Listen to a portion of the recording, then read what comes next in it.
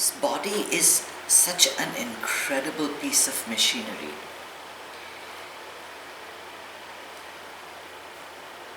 And while we try to admire the body for its beauty,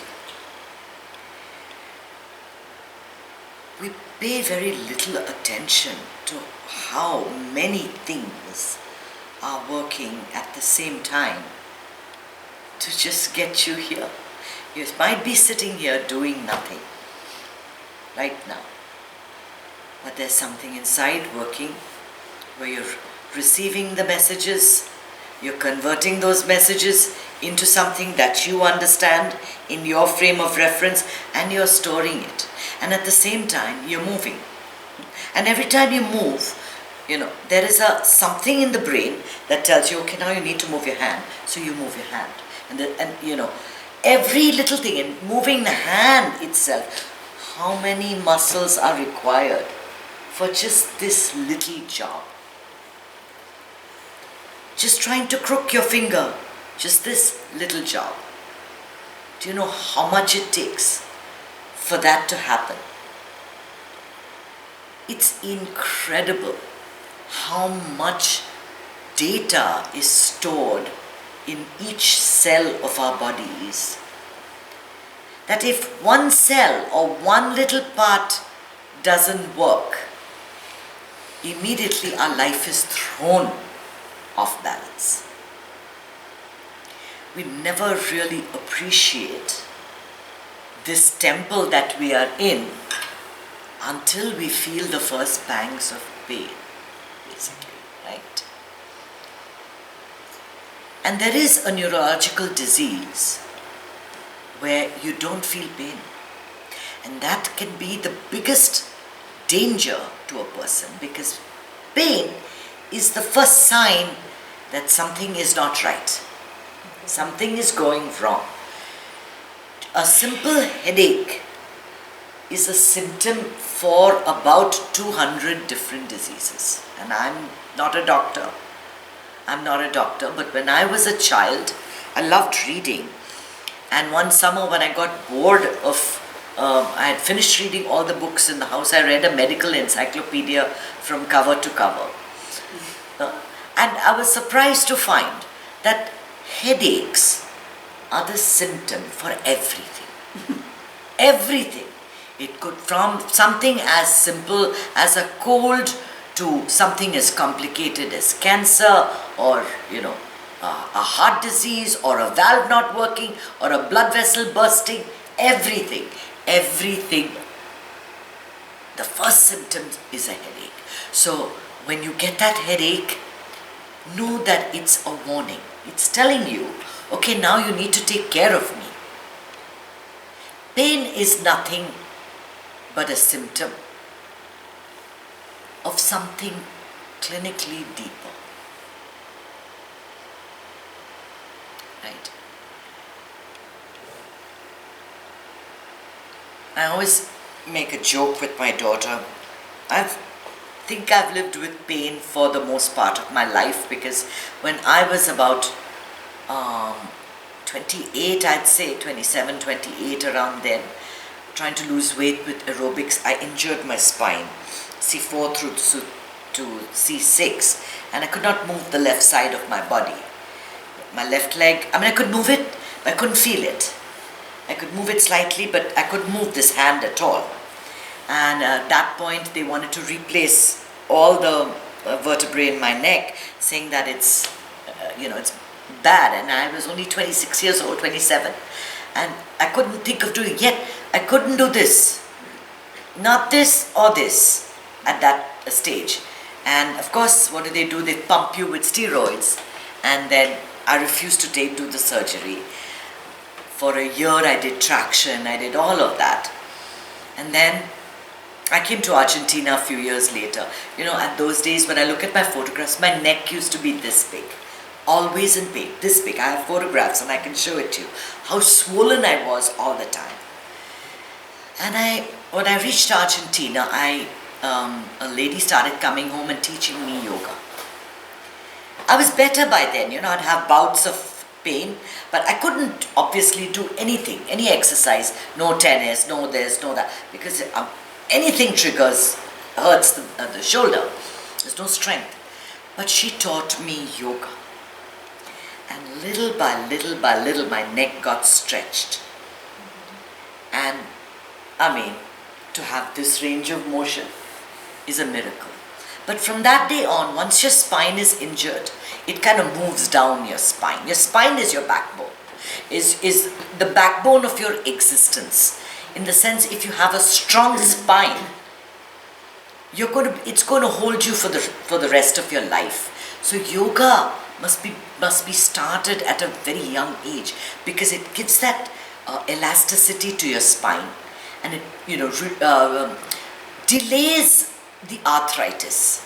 It won't disappear. It will come over time, because all these body parts have a certain lifespan, and we have to recognize that.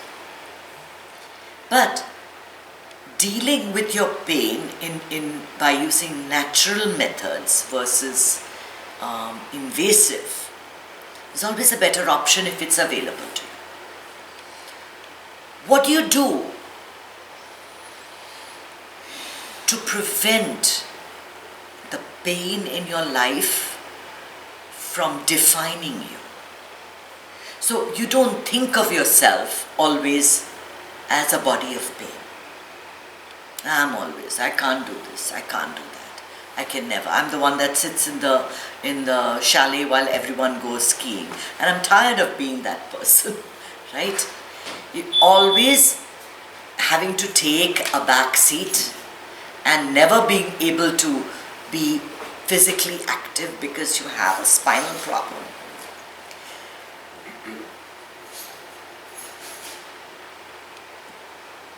There are certain things that physical exercise help you with, and there are certain things that a mental attitude helps you with.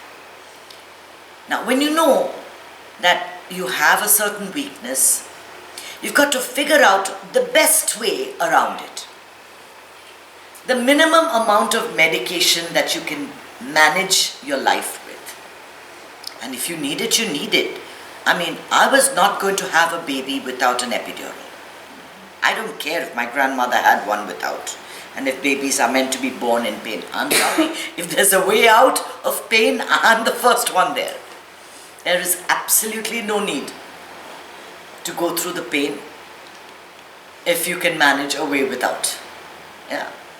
I don't advocate natural, everything all natural, and go through so much of suffering in order to have a baby, when it's really easy. They've got a way of dulling the pain, and that's fine. But that's a one-time thing. Childbirth is something only women understand, and it's such a funny thing. You really don't remember pain. You remember that you were in pain, but pain is not something you can actually recall as a memory, which is why we have our second child. I mean, if you could remember what the first one was like, you would never go in for a second one. What women go through to have children is pretty amazing, and I don't think anyone appreciates it enough. But we know what pain is. And living with pain is something that a lot of us have to go through. We have bodies that really don't match up. We didn't pick the body entirely that we were born with. We didn't pick all the circumstances that we were forced into. Some people have accidents, some people have... And you see, this is why it is because of the bodily pain that this country is in an opioid crisis. Because the painkillers, they make you feel nice and goofy.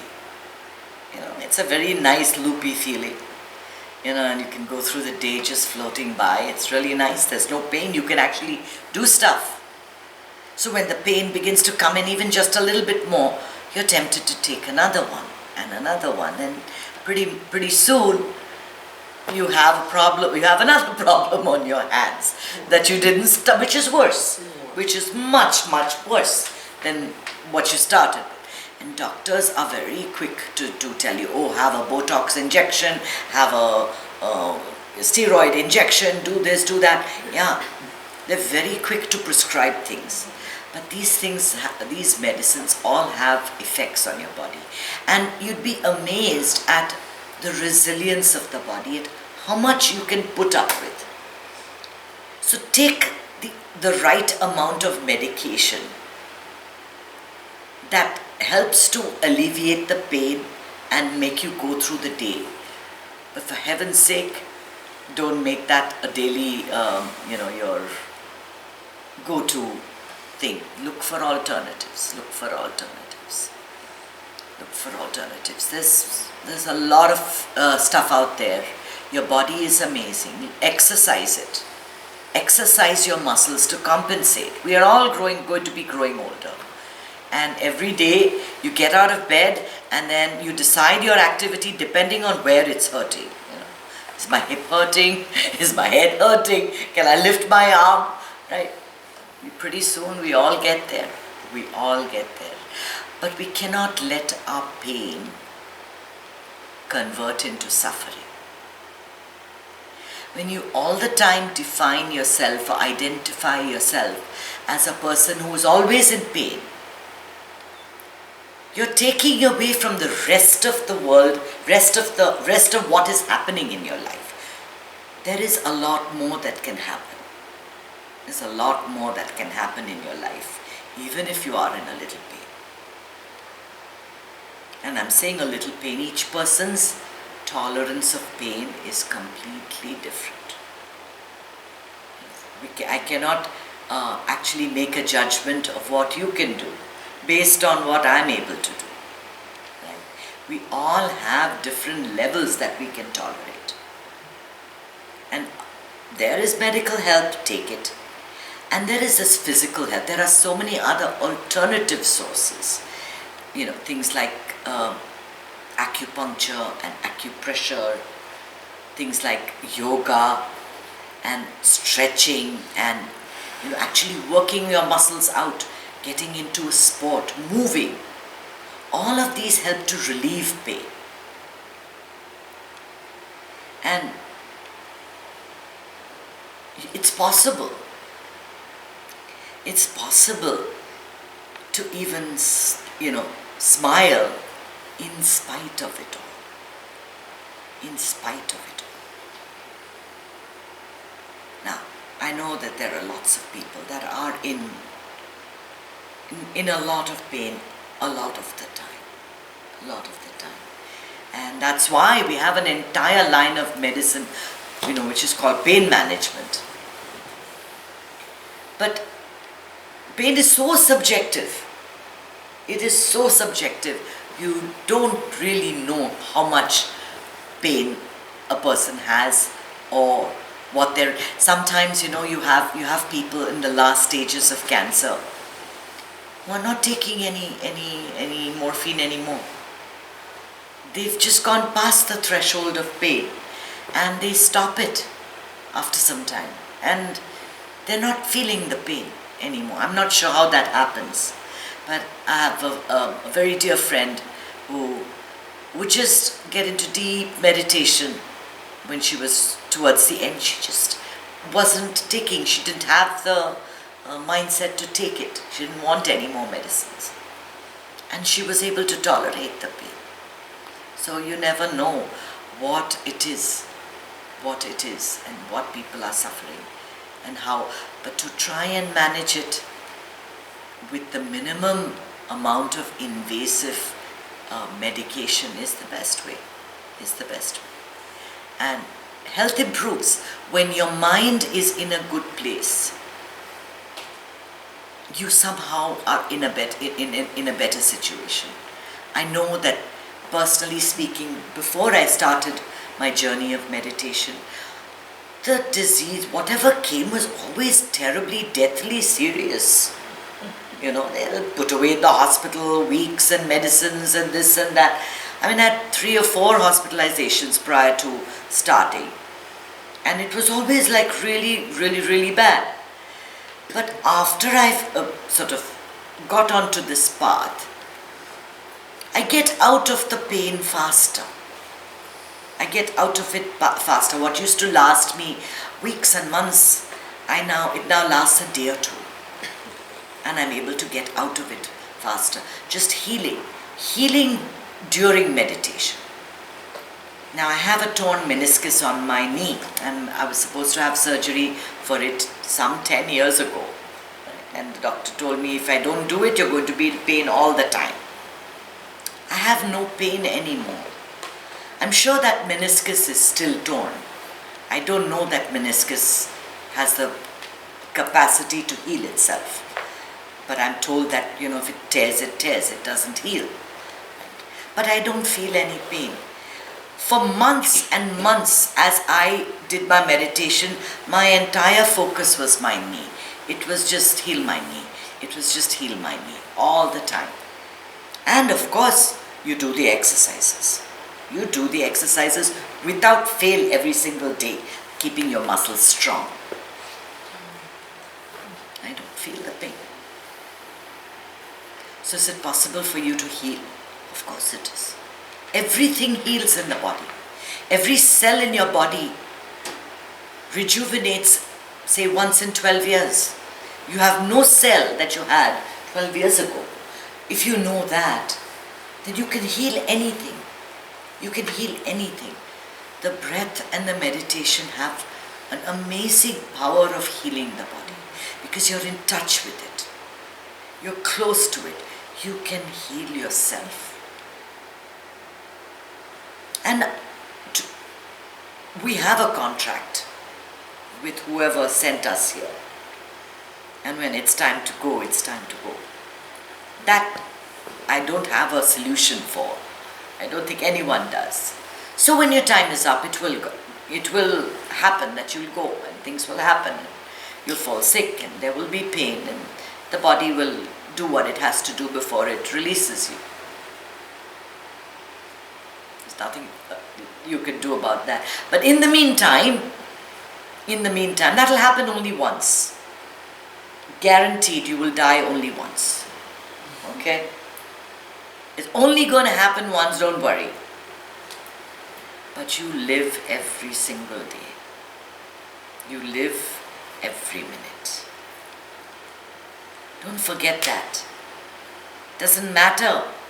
People talk about death all the time as if this is the most frightening. It only happens once. Only once. But you live every day and you have to live with a smile on your face. That's what is the most important thing. You've got to be happy. You've got to be the messenger of hope. You've got to make everyone around you happy. No doom and gloom. No misery. You can have pain. You can have anything that you want. I don't care. You can still have a smile on your face. Bring that smile on your face somehow. And as you do that, as you change your energy, your tolerance for everything else goes up. And somehow the pain diminishes, the body heals. These are the miracles that take place in our lives all the time. We have headaches and the headaches go away. We have plantar fasciitis and that's gone, and then you get something else and that goes. This is it, life situations, something or the other going on. Don't make your entire life one of pain. Because once you do that, you're just suffering. And suffering is not necessary. Not necessary. Your only right is to be happy. Happiness is your birthright. Happiness is your birthright. Have the faith, have the courage, and have the gratitude for your existence. And everything is just perfect as it is. Om Namah Shivaya.